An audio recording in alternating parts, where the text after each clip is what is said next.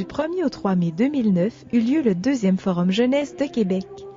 Durant une fin de semaine, des jeunes de 18 à 35 ans discutèrent de sujets qu'ils avaient eux-mêmes présentés et votés au préalable comme préparation à ce forum. Des observateurs du diocèse de Québec assistèrent au débat pour connaître ce que les jeunes d'aujourd'hui pensent et ce qui les anime. Qu'est-ce qui a amené l'Église à penser à un espace comme le Forum Jeunesse pour entrer en dialogue avec les jeunes? Il faut dire qu'à l'origine, l'Assemblée des évêques catholiques du Québec avait fait un forum jeunesse et suite à ça, l'évêque de Québec avait proposé à ses confrères évêques de dire il faudrait avoir un lieu de dialogue avec les jeunes un peu plus permanent. Et à l'équipe jeunesse de Québec qui avait dit, écoutez, je voudrais qu'on soit les premiers à l'offrir. Alors, on a fait un premier forum, là déjà 3-4 ans. Et là, nous voilà rendus au 2e, donc l'expérience s'approfondit. Quels ont été les fruits du premier forum réalisé il y a déjà quelques années? Ce qui a été le plus grand fruit, c'est de créer la commission permanente jeunesse. Qu'est-ce que c'est cette commission permanente pour la jeunesse? Le mandat, c'est de contribuer au discernement de l'Église diocésaine en travaillant de pair, de concert avec Monseigneur, et puis en l'aidant par le biais de recherche, d'activités, et aussi en étant attentif à ses préoccupations. Et puis des réactions à chaud parfois devant l'actualité religieuse, devant certains événements qui, selon nous, doivent avoir l'avis des jeunes. Le forum fut présenté par le cardinal Marc Ouellette. À cette occasion, il suggéra certaines balises pour un dialogue ecclésial fructueux. Le Saint-Esprit, il est, je dirais, il y a de la difficulté à se plier à toutes les règles. Hein? Il est plutôt, il aime improviser. Il aime sortir des cadres dans lesquels on voudrait l'enfermer. Il est vivant. Cependant, il nous a donné la Sainte Écriture. La Sainte Écriture, c'est un témoignage écrit de l'Église d'une époque qui est normatif pour l'ensemble de l'histoire de l'Église et qu'on doit écouter très attentivement pour savoir dans quelle direction l'Esprit souffle. Il ne souffle pas dans des directions contraires à la Sainte Écriture.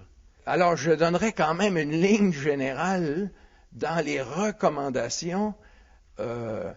Si les recommandations veulent changer le dogme ou bien la morale catholique, je dirais, c'est peut-être pas de notre compétence. 12 propositions ont été discutées au cours du forum.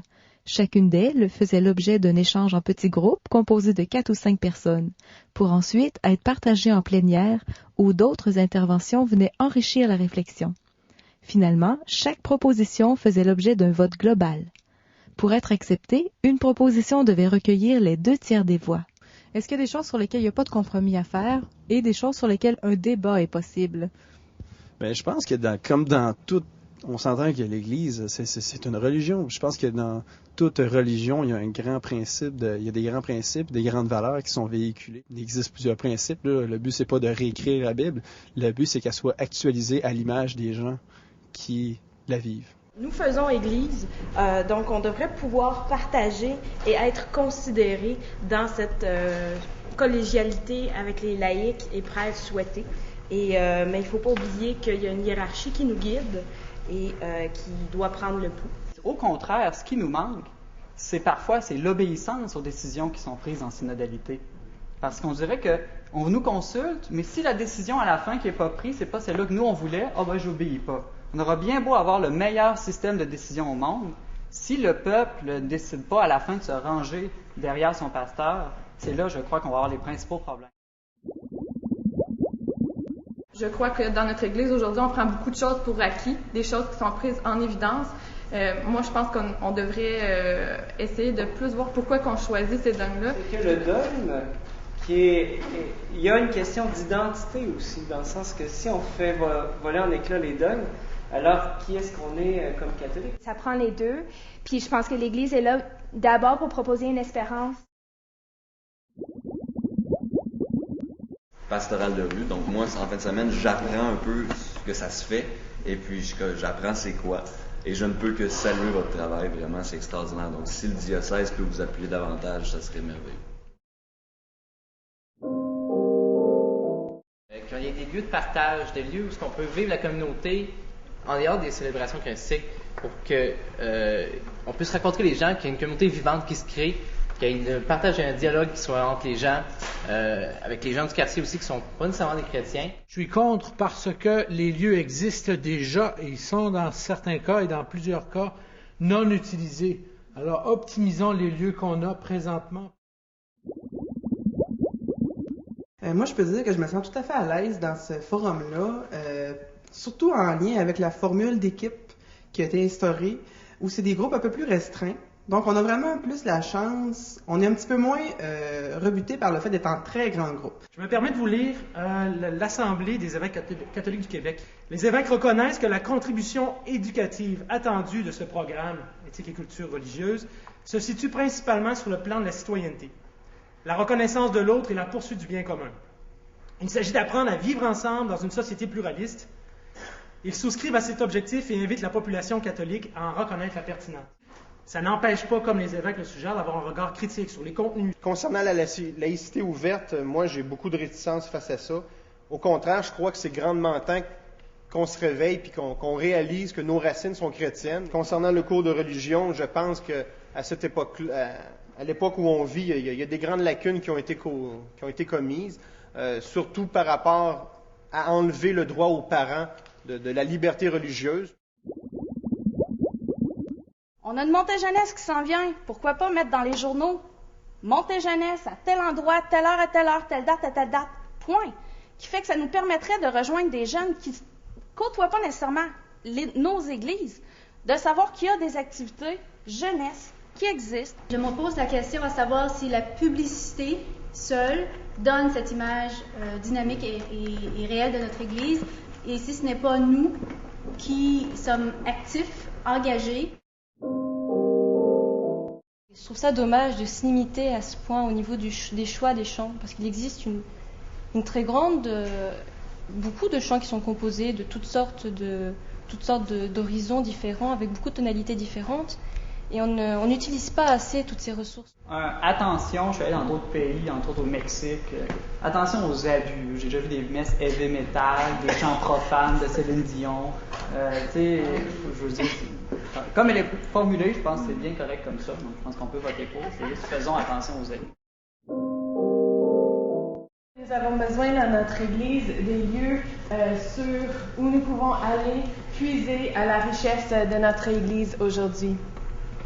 Des lieux où l'Église a un voix. L'Université Laval est très bon, mais l'Église a moins de contrôle de qu'est-ce qui pourrait être offert. Moi, je me positionne contre. Je sens derrière cette proposition-là un jugement assez sévère sur la formation qui est donnée au grand séminaire, qui est en lien avec la faculté. Je trouve que c'est assez particulier que des gens qui sont en train de se former, je trouve qu'on juge rapidement la formation qui est donnée. J'ai eu la chance d'étudier dans plusieurs universités, puis j'ai parfois trouvé ça difficile d'avoir toujours cet esprit qui met en doute les valeurs, les croyances fondamentales de notre foi catholique. En étudiant la théologie catholique, j'aimerais que ça soit de la théologie catholique. J'aimerais que ma foi catholique soit formée avant peut-être d'aller affronter tous les courants théologiques qui existent dans le monde. J'aimerais ça savoir, cette sagesse de l'Église qui est là depuis 2000 ans, j'aimerais ça savoir c'est quoi. C'est possible d'être heureux, d'être un chrétien debout, pas niaiseux, pas un petit mouton qui suit l'Église catholique comme un intégriste, comme plusieurs pensent. Je le sais parce que quand je suis rentrée dans ce moment-là, que j'ai commencé à sortir avec mon mari, qu'on a été apeurés par ces lois qui nous semblaient des interdictions, qui dans le fond, en découvrant tout ce que l'Église avait à nous enseigner, c'est tellement des lois de liberté, c'est tellement quelque chose qui libère plutôt que d'être une interdiction. Le message, oui, il est très intéressant. La valeur, comme je discutais tout à l'heure, ce sont de très belles valeurs que j'ai envie de partager avec ma fille. Mais il y a certains points que je me dis qu'on peut peut-être questionner à tout le moins et aussi laisser la place à notre conscience, à notre libre choix. Concrètement, comment je pense l'œcuménisme peut se faire, c'est par la prière. C'est tout un défi, là, tout de même, mais des événements taisés, par exemple. Quelques personnes que je connais qui sont évangélistes, c'est pas pas avoir peur de leur parler. Moi, j'ai déjà eu des dialogues. Ça représente un défi dans le sens que Des fois, il y a de la fermeture des deux côtés. J'ai senti des fois de la fermeture à l'Église catholique. Les difficultés ne viennent pas juste de nous, là. Des fois, ils viennent des autres, il faut l'admettre. En ce moment, on travaille à la Montée Jeunesse, puis on essaie de faire un événement œcuménique, puis c'est compliqué, puis on met beaucoup de temps là-dedans, puis on se bute des fois à des petits détails. Je sais que les protestants sont plus... il y a des messes protestantes, plus les évangélistes, je pense. Là, ça bouge plus le messe. Moi, je veux pas changer de religion parce que je cherche une messe que ça bouge plus. Le côté interactif, c'est aussi ça, parce que la messe, c'est déjà une interaction. Tout cet aspect-là, que nous répondons aux prêtres, nous sommes en dialogue avec Dieu. Il y a différentes manières d'évangéliser. Moi, je suis comme un peu tanné d'entendre cette idée-là, ça rapporte pas. Il y a une manière d'évangéliser qui est explicite. Puis ça, je trouve qu'elle a sa place. Mais il y a un autre type d'évangélisation. On l'appellera pré-évangélisation, on l'appellera comme on voudra, mais c'est de l'évangélisation quand même. C'est faire quelque chose au nom de Jésus-Christ. Et il me semble que la première évangélisation, c'est dans la vie quotidienne. Parce qu'on peut accueillir les autres, je veux dire, des gens non chrétiens, on en croise tous les jours dans la rue, et dans nos lieux de travail, et à l'école, et à la famille, et dans beaucoup d'endroits. Et que l'évangélisation, ça passe d'abord par nous, dans les lieux où nous vivons. Ensemble, en communion, en unité, pas en uniformité. On ne repart pas ici en uniforme, mais en unité. Avec notre Église, avec notre pasteur. On cherche comment on va continuer de marcher ensemble.